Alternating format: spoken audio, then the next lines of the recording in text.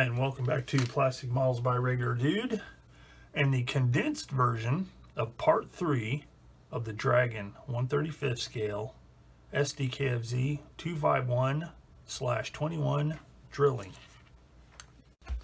Alright, this time we're going to pick up from step number 5 and go through step 9. If you want to watch the full build version of this part number 2 or part number 3, click in the description box below, or click on the link on the end screen and you can watch this in its hour-long glory. So step 5, we've got the controls and the seats. Now the seats, you have an option of doing some plain seats, or you have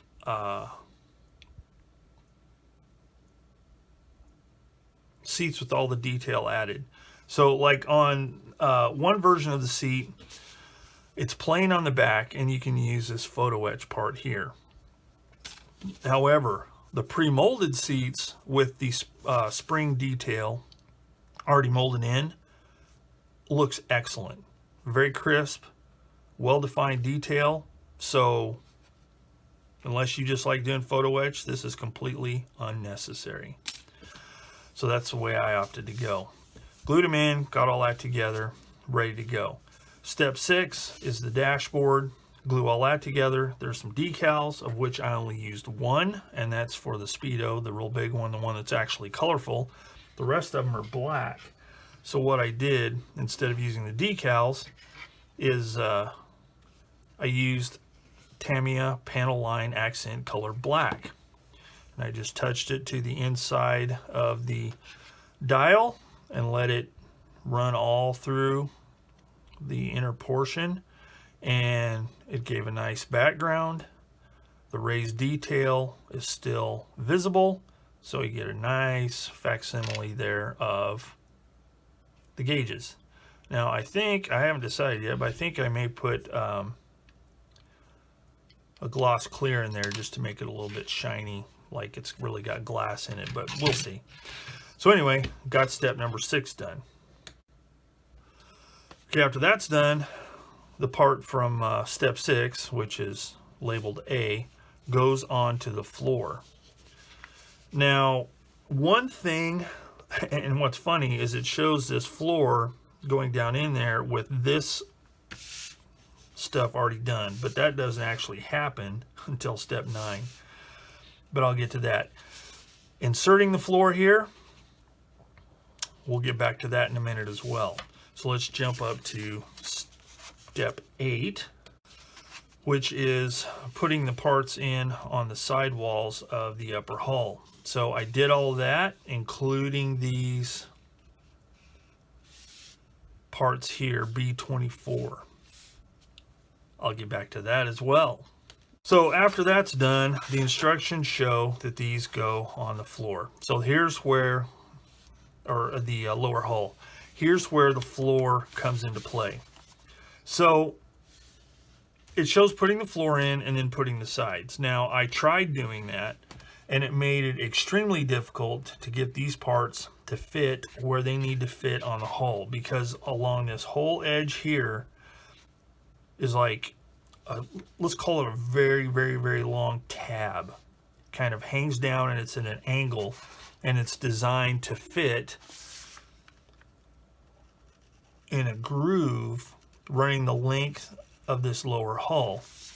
With the floor plate in place, it's very difficult to get that to fit all the way in and to fit flush,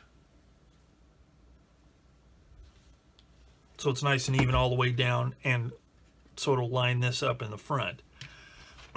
So after monkeying around with it a bit, I accidentally popped the lower hull floor off. So I thought, hey, I took it off. Everything fit a lot better. Because even if you glue this stuff in and you put this and this in later, it's still going to fit. It might be bowed out a little bit, but very, very little, but it still fits. Also, the front to back, it's not real precise.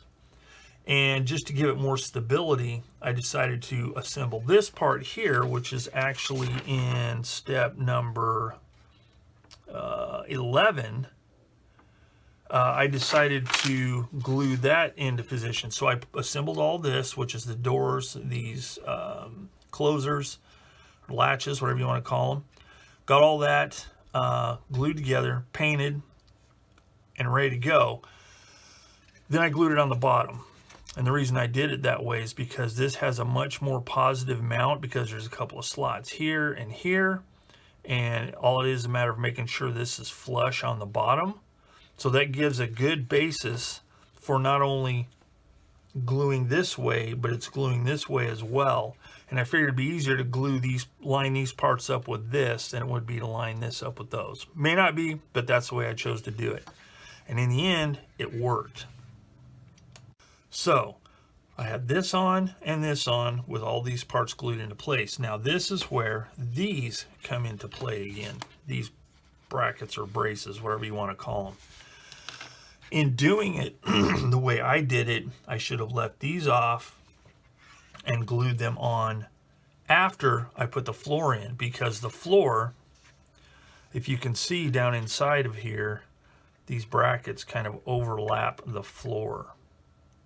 So even sliding it from the front, because there's detail on the bottom and stuff like that, it won't get past these.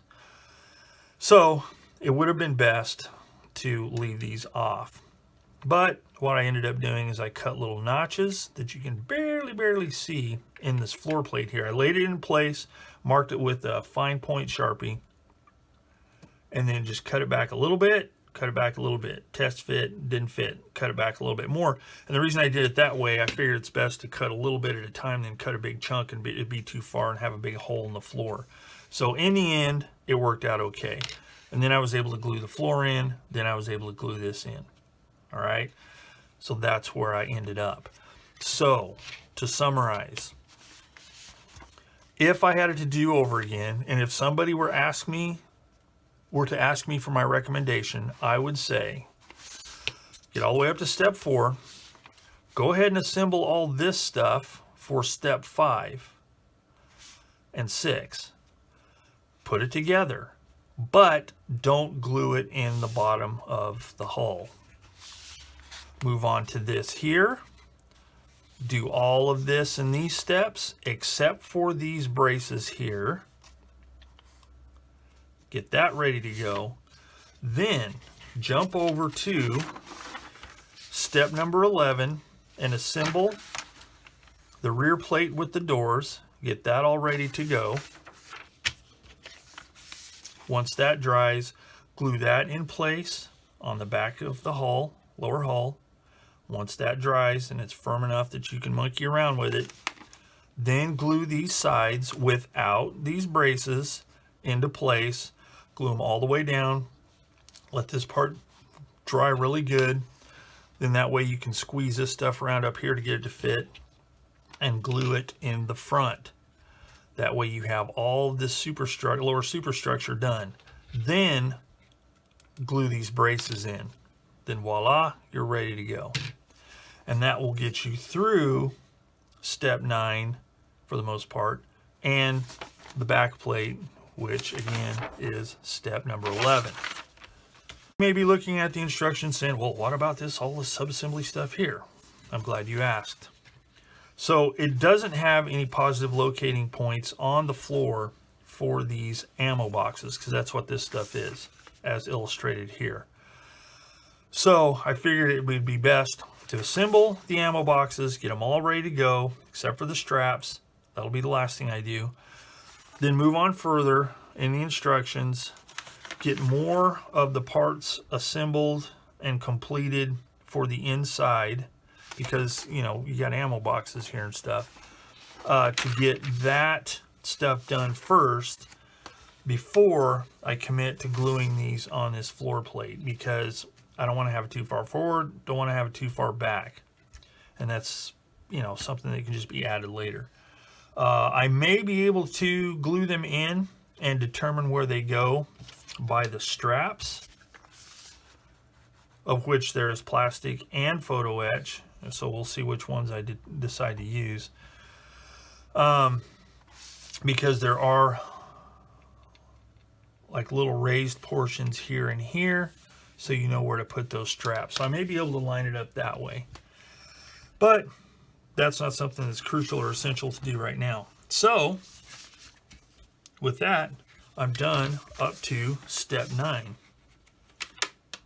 And now I can move on to step 10, which is the upper hull. But that will be in the next video, part number 4. So that concludes the condensed version of part number 3 of this build.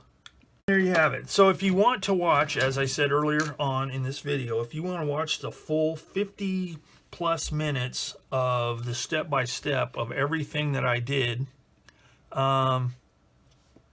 click on the link in the description box or click on the link on the end screen of this video, and you can go and you can watch the whole flipping thing come together, complete with my comments on what should and shouldn't be fit now or later.